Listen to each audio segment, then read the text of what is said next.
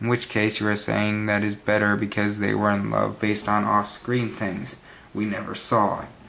Yeah, remember him complaining about Obi-Wan and Anakin and how we saw it with him and Han? Well, they just knew each other also.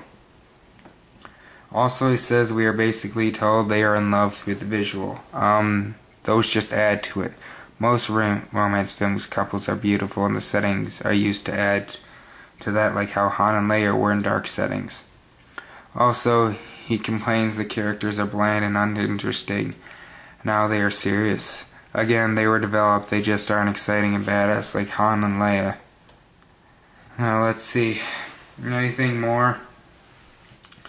Oh yeah. So Lucas would just string together a bunch of cliches instead of telling a story. No. They share feelings in a logical fashion. Anakin loves Padme as she is so sweet and supportive, and he compliments her and she appreciates how much he cares for her, and that he saves her from the bugs, and they share their fears of standing on their own and interest in discussing the meaning of love, and Anakin shows interest and support in Padme's political life, and they discuss their shared love for beauty, and them sharing things, and Anakin really caring for her, and supporting her, and flattering her, confuses her, and makes her react disdained. But when she sees Anakin truly loves her, when he told her she dreamed of her, she starts to think about him. And when he really shows he is in love with her world and her life, she kisses him. And although she holds back, they can still really relate to discussing their love, feelings, and Anakin is a bit insecure, wanting to know about her past relationships. But Anakin is more free-minded and really acts like himself, and Padme, who also has to act official, feels comfortable around him and is glad he loves her for who she is, and also comforts him about his stress over Obi-Wan and makes him feel more relaxed, and also shows interest in his life as a Jedi and can really discuss their personal problems. And Anakin really feels guilty leaving her behind, so he goes with him, and she comforts him about the loss of his mother because she feels really sad for him. And she is also still a bit childish and bossy, and Anakin learns to, although a bit annoyingly, be more flexible, and she in turn comes to appreciate his more aggressive ways of doing this. And so Plinkett says there is no substance to any of this, and Matthew says Lucas can't tell a story here. Well, aside from establishing in at least a dozen scenes how they comfort each other over problems, learn to listen more to the other, show interest in each other, and are nicer to each other. Yeah, sure. We aren't told we should like them. They are just two serious characters with a more serious and awkward romance, as they aren't used to being unloved and more insecure people. And they are real, just more serious, exciting cowboys isn't the only form of real people.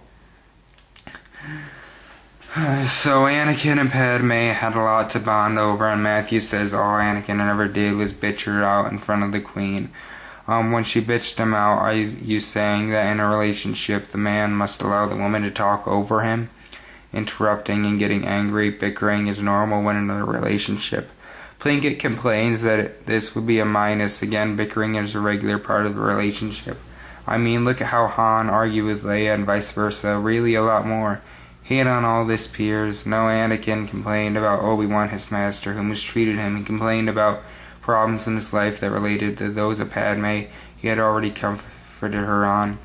Part of being in a relationship is also asking attention for your own problems, and Plinkett complains that this is also the whole plus-minus thing, and says women would have all these unreasonable demands, which is like the Eve thing, I hope is a joke, even though most of his fans treat these points like actual opinions, because, well, it is extremely offensive.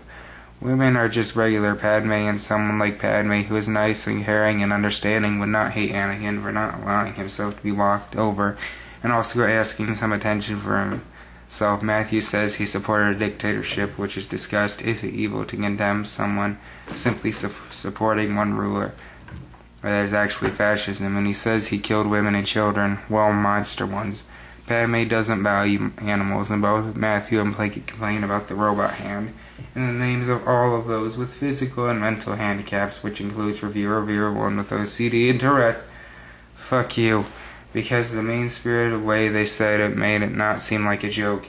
And Matthew says that all he ever did, yeah, aside from saving her from the bugs and the monster, which both Matthew and CM ignore, capture the assassin that tried to kill her, protect her in the arena, help fight the evil enemy, being a brave hero, comforting her about being afraid to go on her own, telling her she is beautiful, and showing great remorse when having to leave her to save his mom.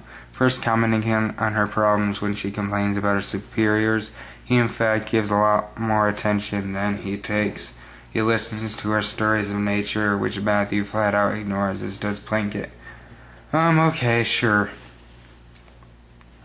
Also, Plinkett calls it a minus. He gives Padme personal compliments and acts very imminent right of the bad. When they were already close friends from in the first film with a lot more than 10 seconds of screen time, even as an exaggeration, this is just trolling. And also, being very honest isn't evil, it is just awkward. Many teenagers make that mistake. To suggest someone wouldn't love you over this is horribly offensive.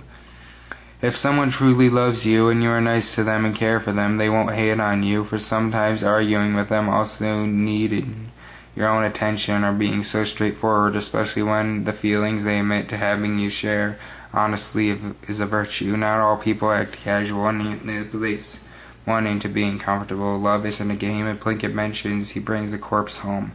Yes, his dad, Mom, he wanted to bury him sick. He would have left her to rot, and that he holds an insane rant over his dead mother. Well, he is a 17-year-old who just lost his only family. If someone wouldn't be able to take that in, then they'd never get a good relationship. Owen didn't haw and complain a lot and say things like, "Are you afraid? I will leave without giving you a kiss." And he comments, Anakin argues with Obi-Wan. Yeah, to make sure he was treated decently, he preferred his lover over his boss. I think girls will like that, and if you really think in terms of a desperate attempt to impress, like you would view actions like the manipulative, then you wouldn't be in love. Also, Anakin would say stupid things to Padme, like the sand part. He is a teenager in love for the first time. People often say stupid things when in love, and that is no reason not to love someone. Also, Matthew and Redlettermedia complain it is a cliche, a criticism used about as consistently as show don't tell. When something is great, it can be used in a work, and not everything in a film needs to be original. And these films introduce new themes about unorthodoxies and stubbornness being good, attachment, pragmatism, the fall of democracy, and fresh characters like a free-minded wise master and a master who has to learn to be more understanding, and the use of clones as mercenaries and internal takeovers, and also with the romance between the scoundrel and the princess, the two goofy sidekicks that tag along. Was that original?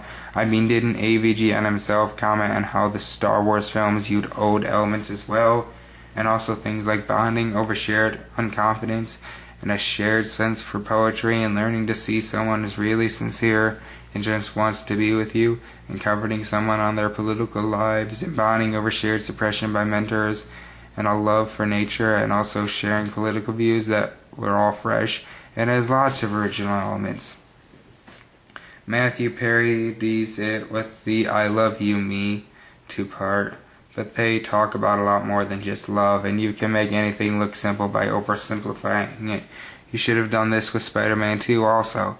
And Padme was the one who made more comforting, and Anakin was flattering and a lot more hesitant about being together, so that meet part was just trolling. And that's all for this part. There will probably be another part. I need a nap.